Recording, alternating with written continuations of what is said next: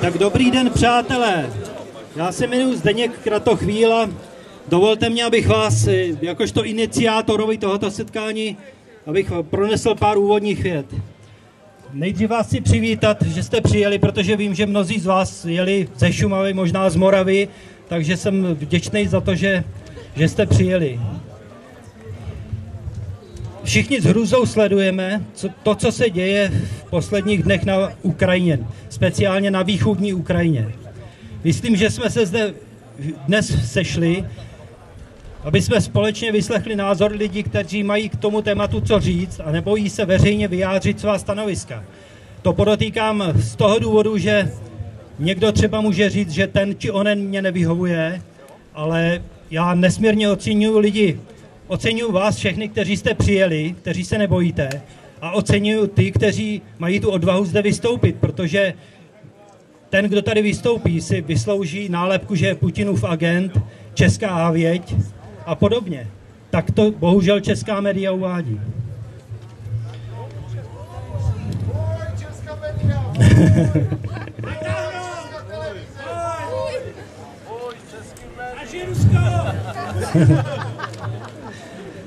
Já si myslím, že důvod, proč se tady scházíme, je náš společný odpor k fašismu, odpor k tomu, co se děje na Ukrajině, odpor k tomu, že česká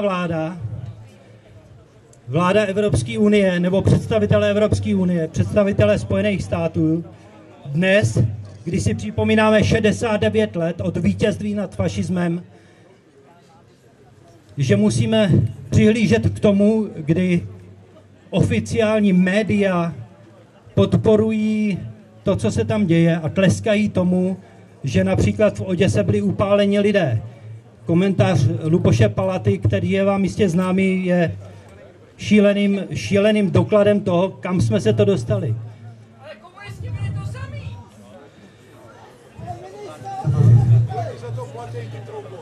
Takže všichni, kteří jste přišli tuhletu akci podpořit, zasloužíte úctu. Jak říkám, za naší akci budete jistě označováni za extrémisti, Putinovi agenty, příznivce starých pořádků, ale není to pravda. Ve skutečnosti my jsme přišli nazvat věci pravými jmény. Jako v Andersenově pohádce Císařovy nové šaty jsme nyní právě těmi, kdo se nebojí zvolat císař je nahý. Když celé EU a Amerika ještě spolu s naší vládou i médií obdivují císařovi nové šaty utkané ze lží. A my jsme ti, kteří říkají, císař je nahý, fašismus je fašismus. A my jsme ti, kteří pojmenovávají věci pravými jmény. To jenom...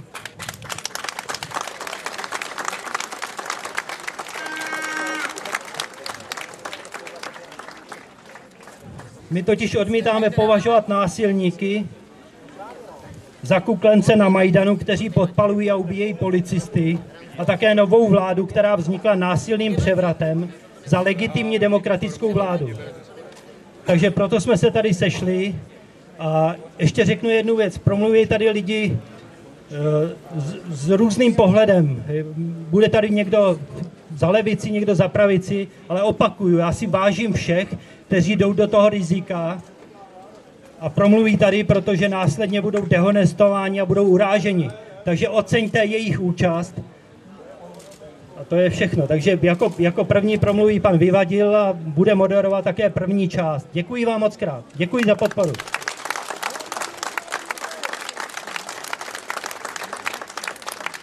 Dámy a pánové, tady svítí sluníčko,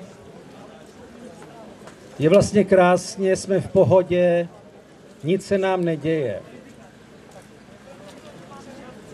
Na jihovýchodě Ukrajiny vraždí fašisté.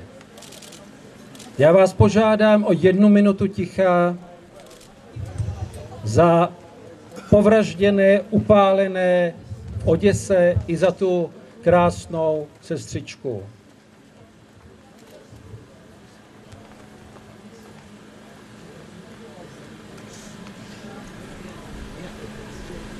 Děkuju. Já bych chtěl tady promluvit a jenom musím dát jednu kontrolní otázku.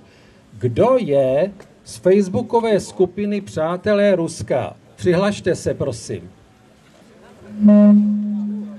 Tak já myslím, že to je jasné, děkuju.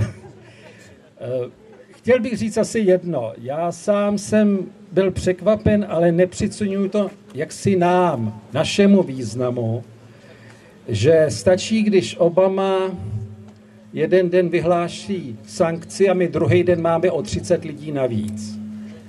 Prostě lidé nejsou ovce. Já vidím tady pana Ransdorfa, patří ke komunistické straně. Dnešní média, to je prostě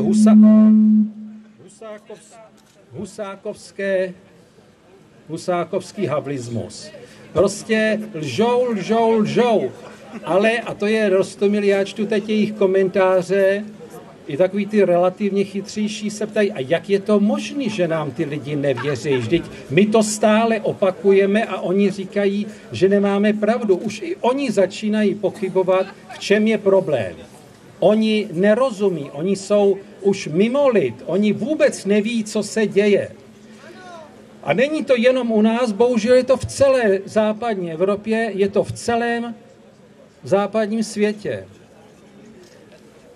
Jestliže nás je 4200 přátel Ruska na Facebooku, já si uvědomuji, že ten boj bohužel bude ještě dlouhý. Západ se dostal do pasti. Ukrajina mu nevyšla, ale on přece musí zvítězit. A tak i když ku příkladu teď se ukázalo, že nemůže Putin nařídit těm separatistům, aby odvolali referendum, oni ho neposlechli, jsou svobodní. A je to Putin. Já jsem rád, že to bylo, ale samozřejmě Obama obratem vyhlásí sankce. Celý svět dneska bude, ten politický svět bude proti Rusku. A v každé zemi je třeba, aby byli lidé tohoto smýšlení a bojovali proti tomu. Náš počet roste, nejenom tady. Já si uvědomuji, že musíme začít s jakousi mezinárodní spoluprácí. Mě zajímají Němci. Ke mně. Tak, a tady mluv. A teď už mluv. My se s Janou známe 20 let, tak... Já jsem to vždycky organizoval. Ty Němci jsou, a což úplně mě překvapuje, 48% na 52% v tom, kdo je proruský a kdo je protiruský. To je neuvěřitelné a krásné číslo. A já věřím, že musíme toto změnit v celé Evropě i v celém světě. Všichni budou proti nám. Mě teď vymyslí, že jsem kontraverzní advokát, extremista, Bůh ví co jiné. Ale musíme jít dál, protože o nás nejde. Nám se nic tak zlého neděje. My pouze stojíme na straně pravdy. A tam nejde jenom o to Rusko. Tam jde i o nás, tam jde o celý svět a ten celý svět se musí změnit. Celý svět se musí změnit. Přátelé, jdeme nahoru. A teď, když už jdeme nahoru, tak bych poprosil docenta Valenčíka, který se teď párkrát rozčílil nad našimi médii, aby nám něco o tom pověděl. Děkuji za pozvání. Úvodem bych chtěl říct, že raději přednáším nebo píšu na blog, že určitě nejsou táborový řečník a že jsem si připravil jenom, myslím, 7 takových poznámek k tomu, co asi považuji v současné době za důležité, protože žijeme v době, kdy na každém závisí, jak pochopí dobu a jak se bude chovat kvalifikovaně. Nic jiného nám nepomůže, než obracet se k tomuto. Tak schválně si pamatuju těch 7 poznámek. Tak první je, že bychom měli velmi střízlivě posuzovat fakta objektivně a nenechat se nachytat kdejakou pitomostí, ať z té nebo z oné strany. Za druhé, to, že má někdo jiný názor, to neznamená, že ještě nepřítel. Je dobré se podívat, proč třeba si myslí něco jiného a pokusit se s ním najít společnou řeč ve hledání východisek, jak se prostě ze současné situace dostat. Za třetí, myslím si, že ta doba vymývání našich hlav tím, že po jedné lži následuje ještě větší, já tomu říkám, pokud se týká Ukrajiny, vůl, velká ukrajinská lež, tak klade velký důraz na to, abychom tu krátkodobou paměť si aspoň uchovali, abychom věděli, co říkal kdo před týdnem, před měsícem, před 2 měsíci a co se v té době událo, co jsme sami si představovali, protože jakmile to uvidíme jenom trošinku z nadhledu, hnedka víme, kdo se třeba formulováním 10 lží dopouští sám 10 lží. Za čtvrté, je potřeba se přece jenom opřít o takové kvalifikovanější koncepty, než naletět nějakým fabulacím, tak sledovat je řada rozumných lidí, někteří jsou i zde, jsem viděl kolem sebe, kteří znají fakta, znají historii, ovládají základní metody vyhodnocování společenského dění a to je potřeba využít. Nevěřte tomu, že zatím, co se odehrává, je něco jiného, než prostě zájmy lidí a specifika současné doby. Za páté, to už říká Jirka Vyvadil, je to běh na dlouhou tráť. To, co se teď odehrává, neskončí brzy, ale právě proto je potřeba mít jasnou vizi toho, jak se současné problémy, které nejsou dány jen děním v Sýrii, na Ukrajině, oni jsou projevem hlubších problémů světa, jak se vyřeší a vytvářet si vizí toho řešení problému. Za šesté, strašně důležité je dneska komunikovat. Neuzavírat se do názorových skupin, kdy jedna odmítá s druhou komunikovat. Komunikovat jak s lidmi, kteří mají stejný názor, tak i s lidmi jiného názoru, abychom se vzájemně obohacovali, protože máme při všech těžkostech současné doby jednu obrovskou šanci odhalit tajemství dějin, pochopit, o co v současné době jde, to každá doba nenabízí. A nakonec úplně poslední, na jedné straně se nebát, ale hlavně také nečekat žádnou odměnu. Jediná odměna je, že to nějak přežijeme, že to přežijeme my, naše děti a že projdeme tou složitou dobou. Děkuji.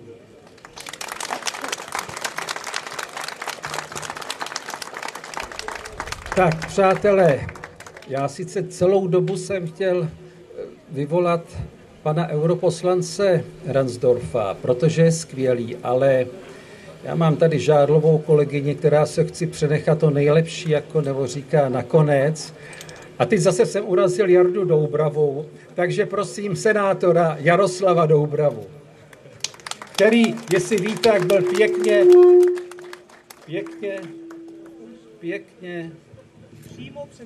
pěkně mu vynadali. Já sice chápu, že radši urazí mě než Janu, ale zapomenu na to. Víte, já než jsem přišel sem, tak jsem se zastavil na Olšanech, abych položil malou kytičku k sovětským vojákům tam pohřbených. A můžu vám říct, že mi bylo velmi smutno, když jsem si uvědomil, jakým způsobem je připomínáno osvobození naší vlasti. Dneska mám pocit, že naši vlast osvobozili jenom Američané. Přitom si pamatuju na rozhovor s Jirkou Dinsbírem, když říká Jardo, Američani při osvobozování západu naší vlasti ztratili 9 vojáků, z toho 5 vojáků v převráceném gazu. 2 vojáci spadli ožralí pod pásy tanku a v bojovém akci ztratili 1 jediného vojáka. Já jsem si tohle všechno uvědomil na tom hřbitově. Ale uvědomil jsem si tam i další věc. Jirka tady mluvil o Oděse a o spálených lidech. Oni nebyli spálení. Včera začal po internetu kolovat fotografický materiál a já vám velmi doporučuji, abyste se na to podívali. Ale vy, kteří máte hodně silné žaludky, protože tam vidíte postřílené lidi s rozstřílenými hlavami, tam vidíte těhotnou ženu uškrcenou elektrickým kabelem, Tam vidíte to, že oheň vlastně jak si působil náramně podivně, protože jsou tam do poloviny spálený lidé, ale dřevo kolem nich je netknuté a tak dál. Vřele vám to doporučuji. To, že celou tu záležitost na Ukrajině rozpoutali Američané, to asi o tom vás přesvědčovat nemusím, asi je nám to všechno jasný. Já tam viděl obrovskou paralelu v tom, když jsem navštívil v době bombardování Jugoslávii a viděl jsem tam přesně stejný scénář, jako byl uplatněn v celé řadě dalších zemí. Ten scénář byl použit i na Ukrajině. Poprvé se to nepovedlo, na druhý pokus se to uvedlo. Já nemůžu pochopit jednu věc, jak naše vláda může podporovat fašistickou vládu, která se k moci na Ukrajině dostala. Já myslím...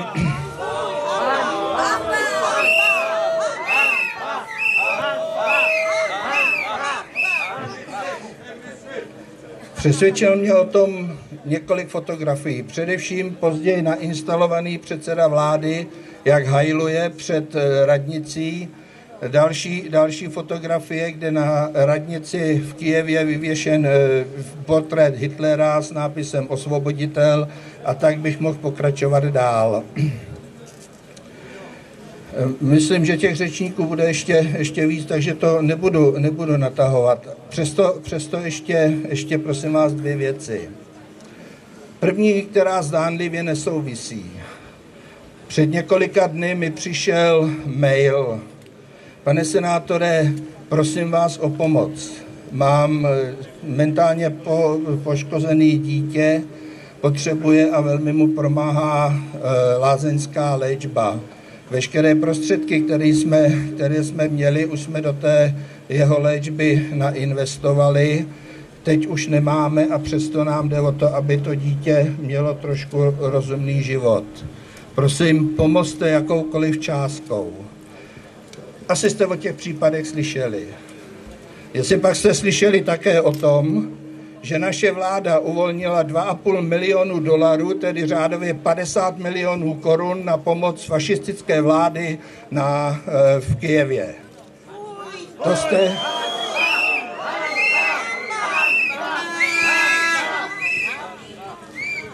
Ano, já to považuji za hanbu. A úplně nakonec bych rád, já nechci, aby to mělo... udělejte značku. Úplně nakonec bych rád poslal vzkaz tady do toho baráku, do těch oken. Pane prezidente, to já ještě řeknu příteli Miloši. Zítřejší setkání na ruské ambasádě má připomenout ukončení druhé války. Ukončení vyvražďování českého obyvatelstva, ukončení vybíjení sovětských vojáků. A já tě moc prosím o to, aby si zvážil znova své rozhodnutí nezúčastnit se tohoto setkání na ruské ambasádě. Všechny ty statisíce...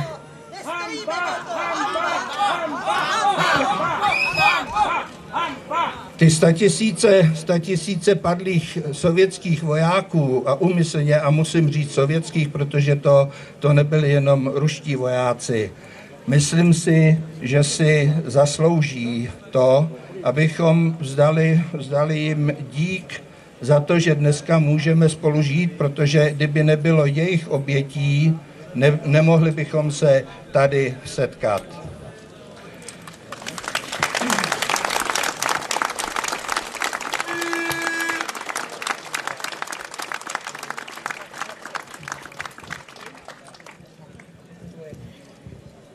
Já vás zdravím, přátelé, Radka Zemanová-Kopecká. Někteří mě už znáte z minulého našeho setkání. A ještě vlastně než se dostaneme k tomu, tak bych se vás chtěla zeptat, víte, co znamenají ty pruhované mašličky? Už to zase brouká. Je to já jdu blíž k tobě, ano. Takhle. Je to velmi významný řád a není to řád obvyklý, protože v 17. století ho zřídila Kateřina II. Ne pro obvyklou statečnost, ale pro výjimečné osobní činy. To nebylo vyznamenání, které získávali vojáci, protože se udatně byli v boji. Ale jak praví statut tohoto řádu, tento řád je dáván buď za mimořádnou osobní odvahu, anebo za moudré rady ve vojenské věci. A já jsem přesvědčená, že tady se sešlo hodně statečných, kterým ty stužky právem náleží.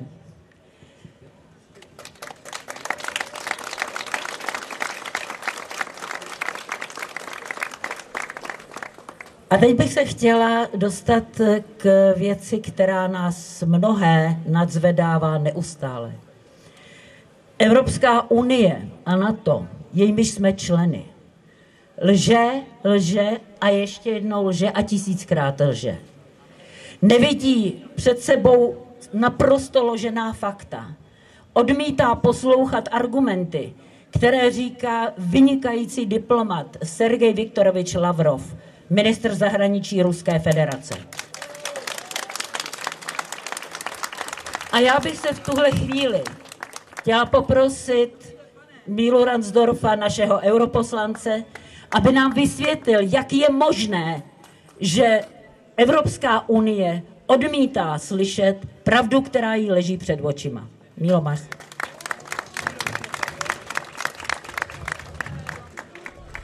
Důvody jsou prosté, protože slova, řeč původně měly sloužit vyjadřování myšlenek a sdělování pravdy. Ale v ústech mnoha novinářů a politiků v dnešní době se slova změnila v nástroj zastírání pravdy. Co se děje na Ukrajině? Děje se zrada těch demokratických myšlenek, které původně zaznívaly na Majdanu. I Putin uznal, že Majdan původně měl velký demokratický potenciál a byl plný demokratických výzev. Ale zvrátilo se to v pravý opak. Dneska je tam fašistické nebezpečí. A já řeknu, že normální člověk tady u pomníku Tomáše Masaryka nemůže přejít řadu varovných věcí, které tam vidíme. Například Oleg Ťahnybok, zakladatel strany Svoboda, se vyjádřil, aby Ukrajinci vzali do rukou zbraně proti ruským sviním, židovským sviním a Němcům, a tato věc byla samozřejmě pominuta. Já si myslím, že normální člověk, když se objevuje antisemitismus, tak to musí vnímat jako varovný signál. Samozřejmě, že také Tomáš Masaryk mluvil proti novinářským lžím, třeba v případě Hilsneriády. Zastával se věci pravdy, i když byla tedy nepohodlná. A tou nepohodlnou pravdou je to, že třetina vlády v Kyjevě je pod vlivem fašistů. Je taky pravda, že vlastně se nemluví o ekonomické krizi, která je tam delší dobu. Už v roce 2012 došlo k tomu, že poklesl těžký a chemický průmysl na Ukrajině a že vlastně u začátku té krize je rozpor mezi zájmy oligarchů a zájmy země. Ten převrat, který tam nastal, pomohl pouze oligarchům. A to, co udělala Evropská unie, že vlastně dala určitou výjimku na snížení a vlastně zrušení dovozních cel, to je dárek oligarchů. Protože oligarchové jsou ti, kteří obchodují víc, tedy s Evropskou unií, vyvážejí potraviny, suroviny a zboží nízké přidané hodnoty, zatímco země jako celek je závislá spíše tedy na obchodu s Ruskem. Vlastně oligarchové a jejich vliv jsou počátek problémů Ukrajiny. Bohaté země, která kdysi tvořila třetinu průmyslového potenciálu Sovětského svazu. Dneska hrubý domácí produkt Ukrajiny v porovnání s rokem 1992, tedy tím měřítkem je rok po vyhlášení samostatnosti Ukrajiny, tak je 45%.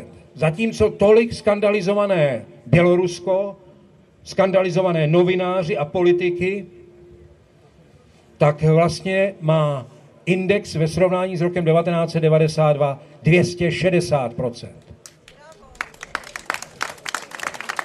Čili je určitě rozdíl mezi Lukašenkem, kterého skandalizují jako diktátora, a mezi lidmi, jako byl Kravčuk, nebo byl Kučma, nebo Juščenko, a nebo dneska třeba ten Turčinov, který tam je po převratu, který nastal vlastně v únoru. Já bych chtěl říci, že taky je jedna z lží, která se objevuje, když se tedy neustále operuje ústavou, že prý vlastně otržení Krymu je porušení ústavy. Ano, není to tedy věc, která by byla košer. V podstatě je to věc, která byla Rusům vnucena, protože Ukrajina to vypadalo, že vklouzne do náruče NATO, že se tam umístí základny NATO na ukrajinském území. A je to součást té dlouhodobě vlastně propagované strategie obkličování Ruska. Byla koncepce Guam, to znamená Gruzie, Ukrajina, Uzbekistán, Arménie, Azerbajdžán a Moldova. No a vlastně tento prstenec kolem jakoby se zhroutil. Východní partnerství je v troskách, které mělo být jakousi školkou pro Evropskou unii. Ale chci říci, že ta podstatná věc je v tom, že vlastně ten převrat vlastně nakonec vyústil v potlačení těch demokratických nadějí v moc oligarchů, kteří vlastně vyvezli spolu s úředníky, kteří měli vliv, z Ukrajiny od roku 1991 167 miliard dolarů. Tedy vývoz kapitálu nebo únik kapitálu ven je 167 miliard dolarů a 145 miliard dolarů je dluh Ukrajiny.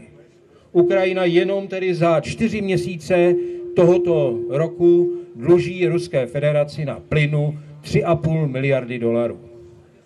A je tady smlouva z roku 2009, podle které vlastně by měli Rusové právo na to, aby žádali zálohové platby, ale oni to nedělají. Putin vyzval k tomu, aby se tento bod té smlouvy neuplatňoval. Přesto na jednání ve Varšavě vlastně zazněly hrozby, že tedy Ukrajina, když se nepřistoupí na její požadavek nové vyjednání ceny za plyn, takže nebude mít vůbec možnost, nebude tedy plnit zásobníky plynu pro Evropskou unii a nemůže zaručit tranzit plynu do Evropské unie. Tedy vyhrožuje nikoliv Rusko, ale vyhrožuje Ukrajina, ta nová fašistická moc, která prostě na Ukrajině je. Já si myslím, že by se dalo hovořit mnoho o tom, jak se rozkrádají zlaté zásoby, které byly ve výši 38 miliard dolarů v roce 2011. Teď jsou 23 miliard. Že vlastně Ukrajina velice stěží, tedy obsluhuje svůj vlastní tedy dluh. Ale myslím si, že to není tak důležité. To nejdůležitější je to, že vlastně tady došlo k psychologickému zlomu, o kterém tady už byla řeč. To znamená, ten psychologický zlom je to, co se stalo v Oděse. Oděsa je vlastně psychologický mezník, a který nám připomíná, že nejenom máme zátěž minulosti, která samozřejmě v případě Ukrajiny je, na straně sovětského režimu je, protože tam byl ten hladomor, který ovšem byl poslední vůbec v dějinách. Jedna historička prostě ukázala, že se tam periodicky opakovaly, ale ten byl veliký a poslední. Ale my máme taky odpovědnost za budoucnost, aby se podobná zvěrstva, jako se teď stala v Oděse, aby se už nikdy nemohla opakovat. Aby nikdy vlastně nemohla být udělaná řízená provokace, kdy se sfanatizuje dav, který potom tedy není vůbec kontrolovatelný a který vlastně ničí hodnoty a pak vlastně i milice, která dostala pokyn, aby jim nepřekážela, tak ta milice nakonec není schopná s tím vůbec nic dělat. Myslím si, že toto je velké varování. A já jsem přesvědčený, že máme možnost i teď v evropských volbách dosáhnout toho, aby se vyvinul i ve novém složení parlamentu tlak na komisi, aby Evropská unie se chovala racionálně, aby pomohla jednání všech těch, kteří mohou do toho mluvit. To znamená jak Evropské unie, Ruska i Ukrajiny. A myslím si, že Spojené státy by spíš měly být stranou, protože ty vlastně rozpumpovali ten problém. Paul Craig Roberts, který byl náměstek ministra financí Reaganovy vlády, přiznal, že tam dali $5 miliard na to, aby chaotizovali Ukrajinu. A Victoria Nuland, která je ze státního departmentu, tak v rozhovoru s velvyslancem Spojených států v Kyjevě 5. řekla věc, ze které mrazí v zádech. Ona řekla, že to, o co tam jde, je tu fuck the EU, vymrdat s Evropskou unii. Myslím si, že my, jako občané státu, členského státu Evropské unie, nechceme být ani americký protektorát, jako tom psal kdysi Zbigněv Břežinský v jedné své knize, že Evropská unie je spíše americký protektorát, a nechceme být ani objektem nějakých mocenských hrátek. Myslím si, že máme právo na to, aby se Evropská unie rozvíjela samostatně, aby šla svou cestou, což je cesta kompromisu a hledání mírových řešení. Evropská unie prostě nesmí být zatažena do žádných válečných dobrodružství a konečně se má poučit z toho, že mír je skutečná a velká hodnota, ke které se lidstvo v Evropě dopracovalo po desítkách milionů mrtvol v obou světových válkách ve 20. století. Děkuji.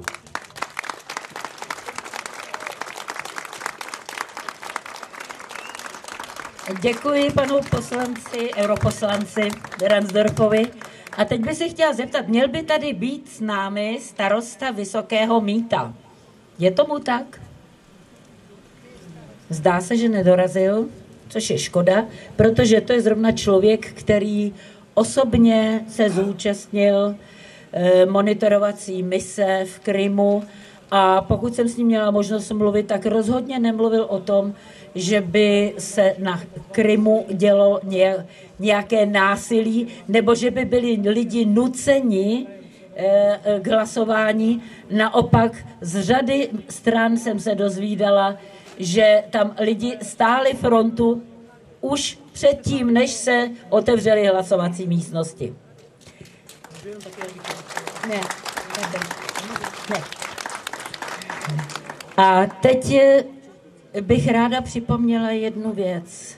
To, že tady mluvíme dneska o Oděse, o Krymu, o Ukrajině, je fajn, ale jednu věc bychom nikdy neměli zapomínat. A to je Den vítězství.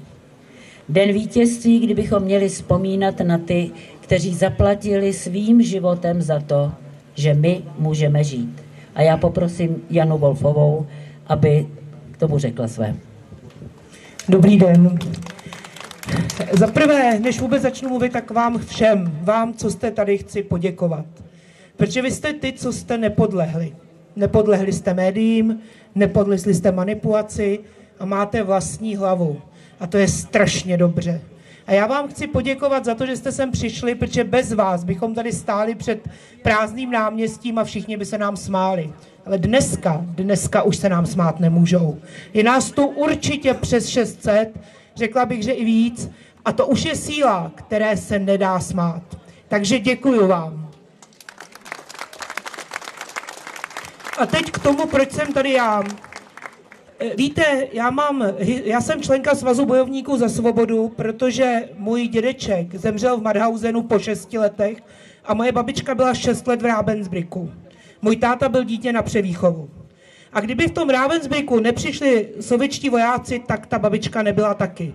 A možná, že jsem se ani nenarodila, protože by nikdy tátu nenašli a zpátky ho do Čech nevrátili.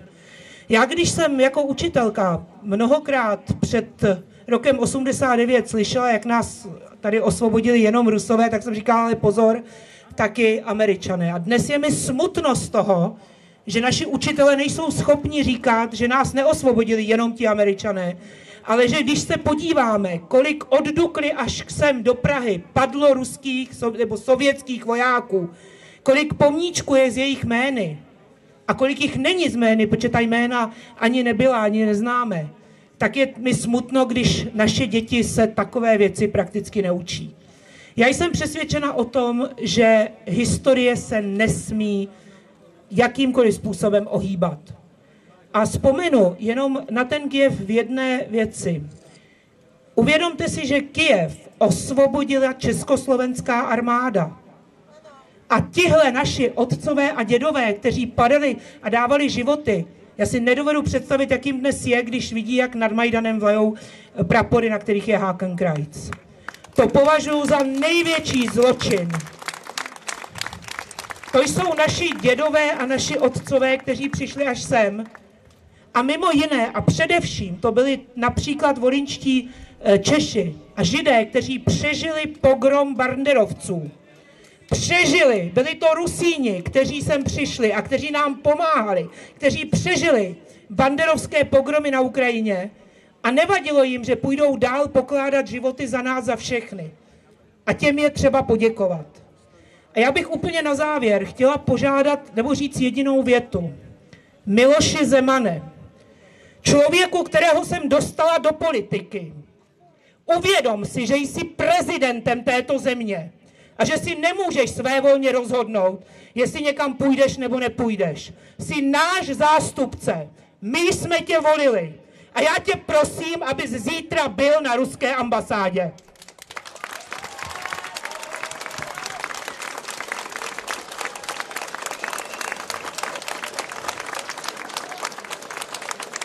Myslím, že vzkaz Miloši Zemanovi je jasný. Dostal jsem prosbu, tady jeden mladý muž by vás rád pozval na zítřejší akci 9. května.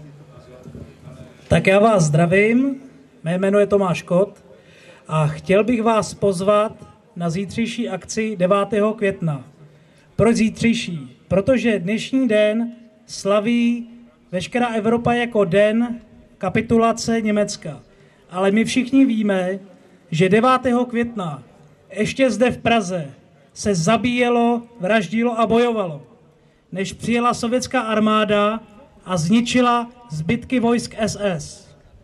Pojďme proto zítra všichni společně, kdybychom se tam všichni takhle mohli setkat, vzpomenout na Smíchov, kde kdysi stál tank T-34, který symbolizoval osvobození Československa a také přátelství mezi Československem a Sovětským svazem, který byl bohužel po listopadu 89 odstraněn tehdejší vládnoucí mocí. Začíná to zítra v 10 hodin před soudem, tam, kde kdysi stál, jak se vždycky říkávalo, u tanku.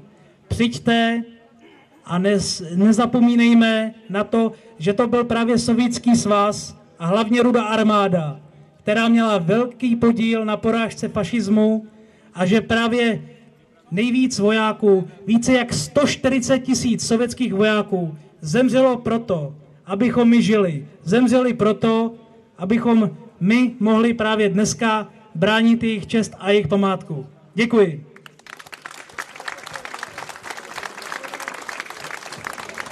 Děkuji Tomáši Kotovi a zcela v logické návaznosti po vystoupení Jany Wolfové, která se dotkla problému Rusínů, bych ráda pozvala k mikrofonu zástupce rusínské menšiny, kteří mají zkušenosti s banderovci, kteří mohou mluvit ze zkušeností svých předků, svých blízkých a vědí, co to obnáší.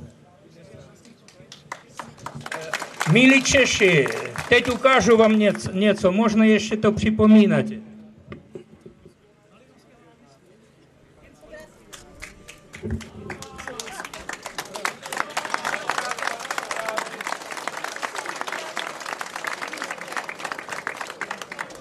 Já jsem rád, že ještě to...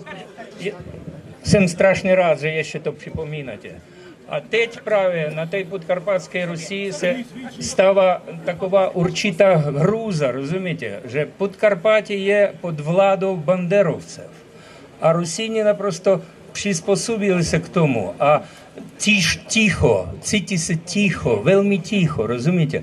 A já se, kdy uslyšel, že náš milý pan Zaorálek nemůže podržet ani českých, ani volyňských Čechů, tak už víte, že už podpory od Česka na podkarpatských Rusínů určitě se nedočkáme. Takže musíme mákat sami. A makajeme v Čechách hlavně a makajeme v Maďarsku a už hodně z nás jsou už Maďáři, protože Maďarsko dává podkarpatským Rusínám svoje občanství.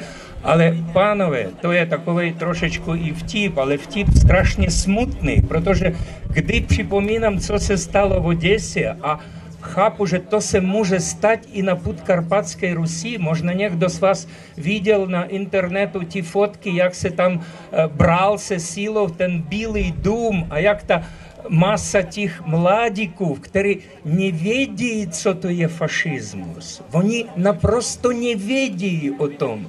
Rozumíte? Já tam mluvím se svýma přáteli a říkám jim, pánové, milí, je to fašismus. A oni říkají, Sašo, ty zbláznil, ty jsem pod vlivem pana Putina. A já říkám, pánové, já jsem vzdal ukrajinského občanství hned, jako přišla svoboda, ta posrata fašistská svoboda přišla ke vládě. Tak už nemohl dál zůstávat se Ukrajincem, rozumíte? To bylo před 2 rokama, protože oni se už šli do vlády a lidi to nechápali, co z toho bude. Víc, hodně mojich přátelů z takových, já bych řekl, majetných kruhů, kterým se už ten Janukovič byl tak oni se hlasovali pro těch fašistů. Teď mají, co se chtěli, rozumíte? Ale i teď oni nechápají ještě, co to je fašismus. Jsem na 1. máje byl v Německu a to Německo slavilo 1. máj a nebyl tam žádný plakát, který by podporoval tu ukrajinskou dnešní vládu. Žádný.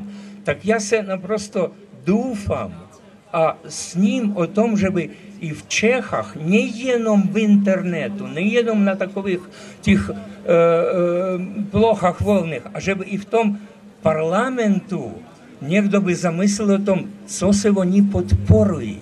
Oni podporují to, že vy možná víte, že ten vládní speciál, že ta největší záchranní akce, kterou udělali naši pravitelé, že to byli bojovníci, že to byli mladí fašisté. Já chápu, že musíme pomáhat, ale to byli mladí fašisty a jich bude tady víc a víc. Pozor, a nezapomněme na Fučika.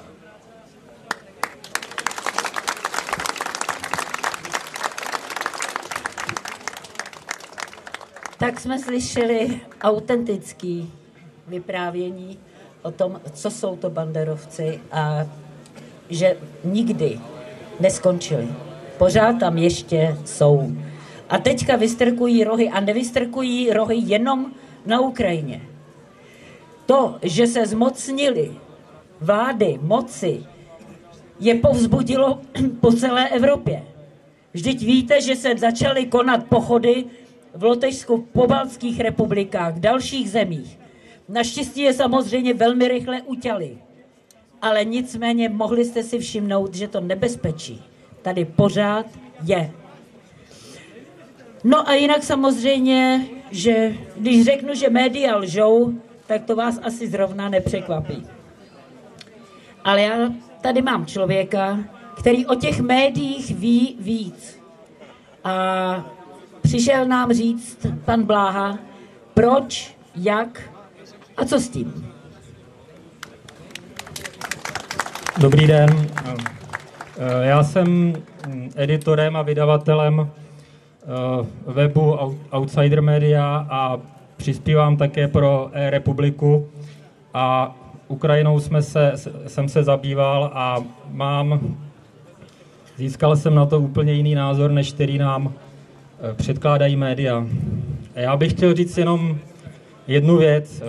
Ten fašismus nebo ten vypjatý nacionalismus, ta nesnášenlivost To není věc Ukrajiny. To je i náš problém. Já sám sebe považuji za vlastence. Za člověka, který má rád svoji vlast a myslím si, že člověk, který skutečně miluje svoji vlast, tak chce, aby jeho národ a jeho země měla přátelské vztahy se svými sousedy. To, co vidíme na Ukrajině, je, že jsou tam lidé u moci, kteří vidí ve svých sousedech nepřátele a také se podle toho chovají. Stejným způsobem začínal v Německu Hitler. Na rozdíl od ukrajinských svých dnešních následovníků, on byl alespoň zpočátku úspěšný v té hospodářské politice, takže lidé za ním šli. Tady ani to hospodářství nešlape od začátku, ale uvědomte si, jak to v tom Německu skončilo. Ti, kteří se zaštiťovali tím národem, ti, kteří se prohlašovali za největší vlastence, přivedli ten národ do největší katastrofy. 8 milionů Němců zahynulo ve válce, rozvrácené hospodářství. Slovo Němec se psalo s malým N. Nepřál bych to Ukrajincům, tuhle věc, aby se tohleto stalo, protože oni k tomu mají velice dobře a velice rychle našlápnuto. Poslední věc, prosím vás, přečtěte si u nás článek, kdy jsme se zabývali Oděsou. Máme jich už tam jsou možná na eRepublice 3. U mě je zpravodajství, videozpravodajství z Ukrajiny. Sbíráme to, komentujeme to, překládáme to. Jsou to strašné věci, já jenom řeknu oficiální zprávu z Oděsy. Z těch 46 mrtvých bylo 10 zastřelených, 10 údajně zemřelo po pádu a zbylí buď to se udusili kouřem, údajně, nebo spálení zaživa, a nebo neurčená příčina. Když se podíváte na seznam těch mrtvých, těžko se to samozřejmě poznává, ale vesměs jsou to ruská jména. Nejsou to ukrajinská jména. Takže přečtěte si to a doufám, že vy z vás, kteří třeba nemůžete ty původní zdroje v ruštině nebo v ukrajinštině, tak se podívejte a máme to tam i přeložené. Děkuju.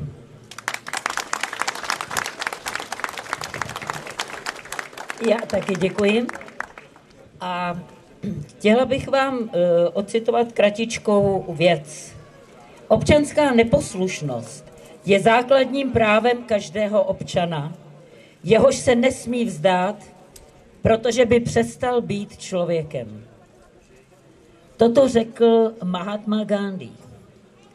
Člověk, který byl příznačně mírumilovný a pokojný.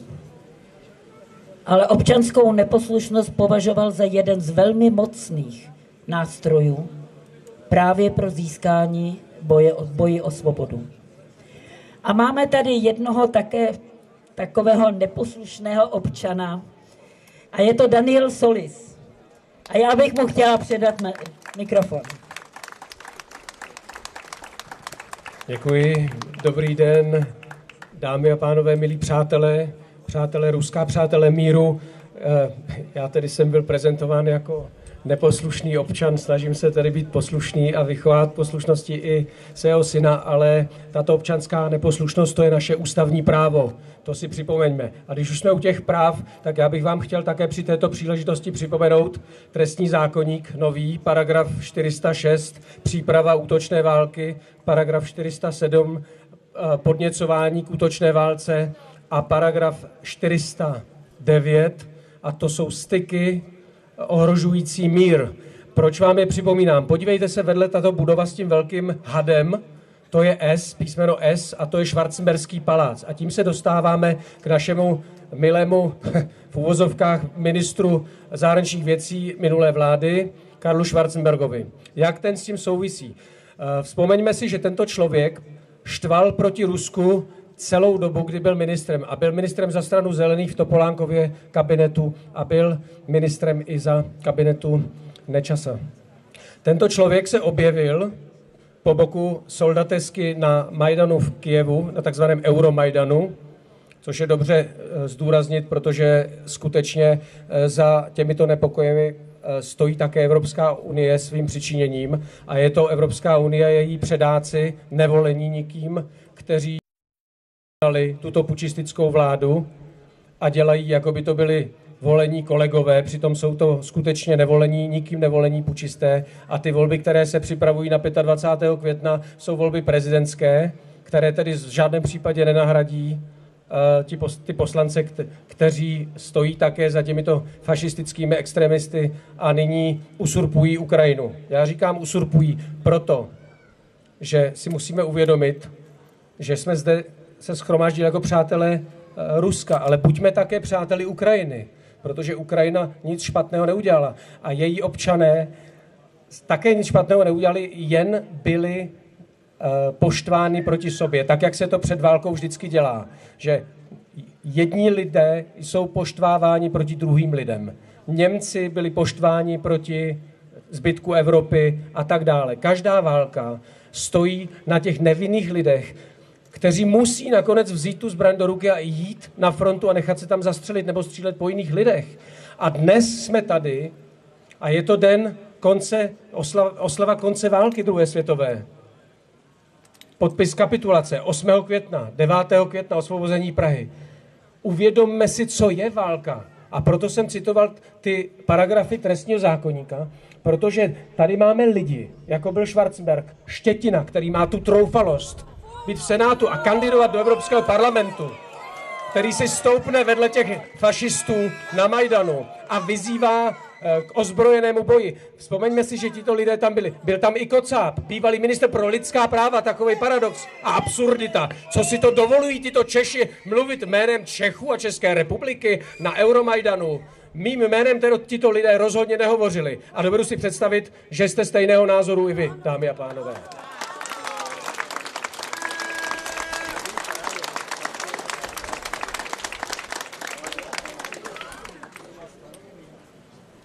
To je nehoráznost.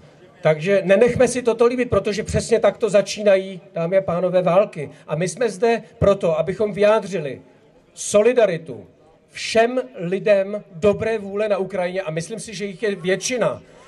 Tito lidé se stali obětmi nadnárodního spiknutí, kde jde o suroviny, o geopolitické zájmy, o izolaci Ruska a tak dále. To jsou dlouho připravované plány a stojí zatím nepřátelské velmoci a zrovna tak se Evropská unie stala takovým nástrojem právě těchto soukromých zájmů nadnárodních korporací a jejich majitelů, stran bankéřů a velkokapitálu a těch nevolených elit.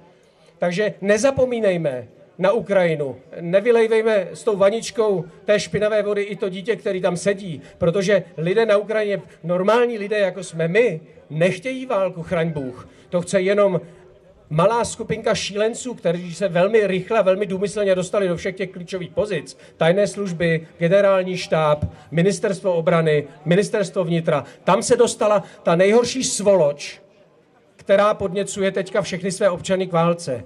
A samozřejmě jsou tam ti, kterých občanská práva jsou ukrajována, a to jsou například hovořit svým rodným jazykem, číst si noviny ve svém rodinném jazyce, jako je to na východě a na jihovýchodě Ukrajiny. To jsou lidé, kteří se stali nyní rukojmími.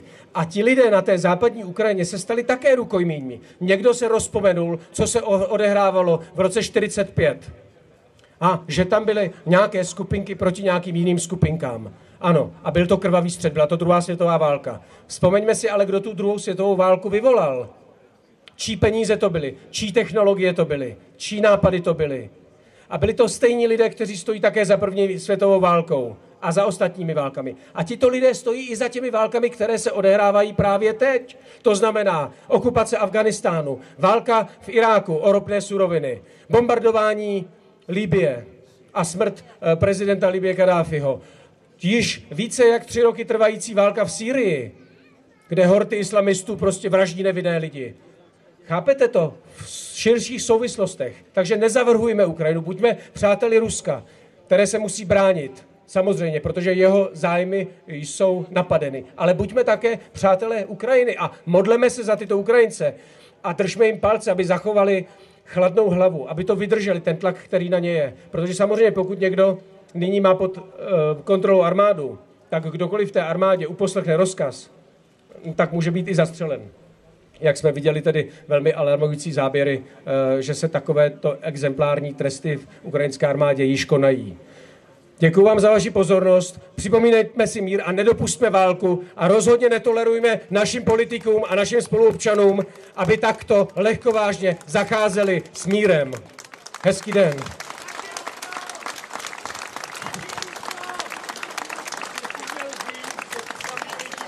Děkuji Danu Solisovi a ráda bych teďka na závěr, protože už budeme končit, ráda bych pozvala a předala slovo Jiřímu Vyvadilovi. Tak jsem neviděl komu. Tak. Přátelé, ono jednou za čas tohleto je nezbytné. Myslím si, že nás tady 600, 700 lidí v českých poměrech, to je krásné číslo. A já bych chtěl říct asi jednu věc. Existuje ta skupina přátel Ruska. A já jsem si uvědomil, že je to jakýsi fenomén, který má šanci se stát nejsilnějším občanským sdružením, nejsilnějším spolkem v České republice. Protože ty úkoly, které jsou před námi, to se netýká jenom Ruska. Přátelé, my bojujeme za svobodu v České republice. My bojujeme proti lži. My bojujeme proti pokryteckému západu. A já jsem si dneska, tak když jsem se díval, protože když jsem přijel, řekl jsem si, no, tak 400 lidí, v únoru to bylo 200, pršelo, těch 700 vidím. No dobře, tak příště to musí být 5000, ale ne kvůli číslům. Ne kvůli číslům. Já nechci fňukat na téma, že o nás nepíšou noviny. Nás musí být tolik, že o nás budou muset psát. Už teď se změnila trochu ta vláda. Dneska už si Zaorálek nedovolí, co říkal před 2 měsíci. Už je pěkně schlíplý.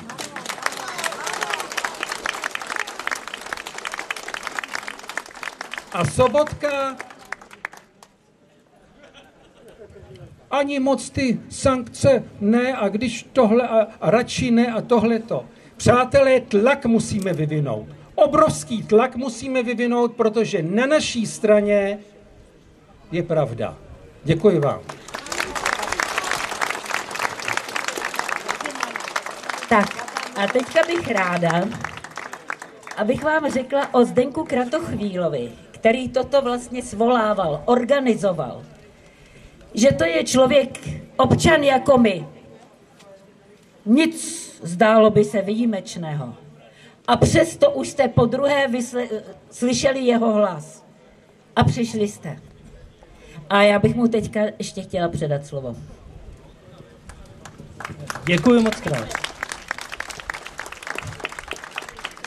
Protože se naše shromáždění chýlí ke konci, chtěl bych vám přečíst výzvu, která je určena médiím, hlavně veřejnoprávním médiím a speciálně České televizi.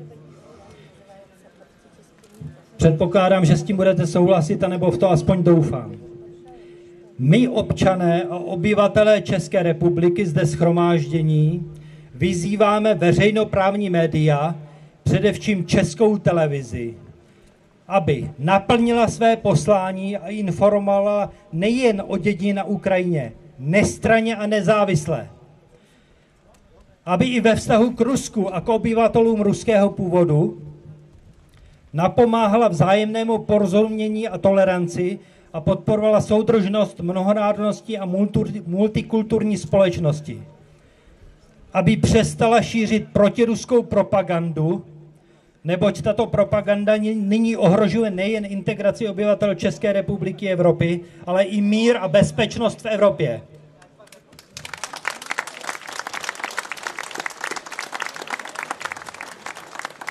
Dále vyzýváme především Českou televizi, aby přestala diskriminovat lidi nesouhlasící s antirusismem v české společnosti. Opakovaně jsme označováni za Putinovy agenty a našim hlasům není dán prostor. Dokladem je to, že Česká televize tuto naši demonstraci zatají a proto jsme tady, protože to není možné. Dále žádáme, aby v České televizi byly akcentovány naše vlastní zájmy, to je suverenita České republiky.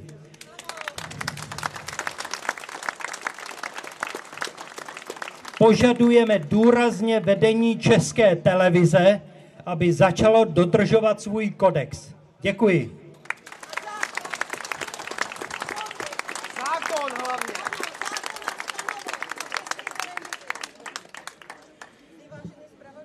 Děkuji Zdenku Kratochvílovi za to, že nás sem svolal, za tu věrnou práci, kterou proto vykonával.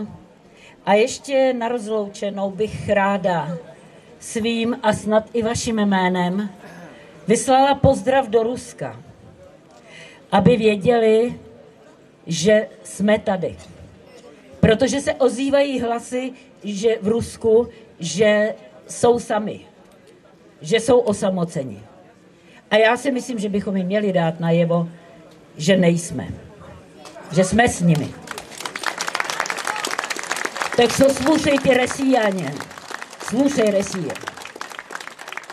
Сюда пришли люди, которые съехались со всей страны. Они пришли сюда, к памятнику основателя Чехословакии, к символу государственности, к Пражскому граду, чтобы сказать спасибо тем, кто воевали за нас, и воздать честь тем, кто пали здесь и сложили свои головы в последнем пути. И вот сегодня, 69 лет спустя, ты снова вступаешь в бой с фашистской нечистью.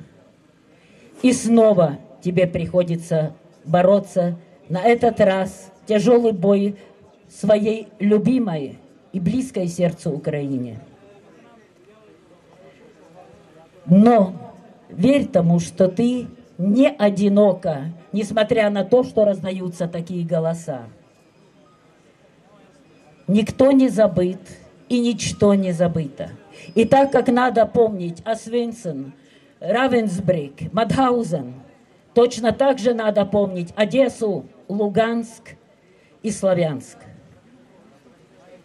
И мы уверены, Россия, что из этой борьбы ты снова выйдешь победителем. Так что с праздником, россияне! С Днем Победы, Россия!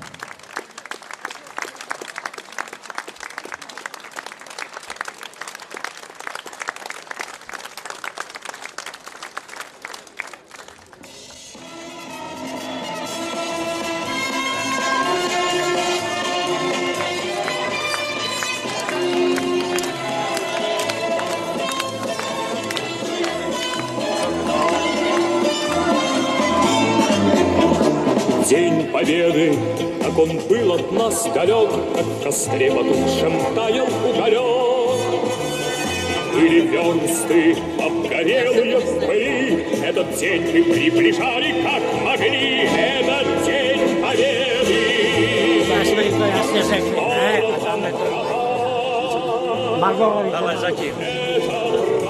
Vážení přátelé, oficiální část našeho setkání končí. Ale můžeme procházkou už nyní každý individuálně, protože společně nesmíme, tak praví zákon, můžeme jít položit stužku nebo květinu pomníku svatého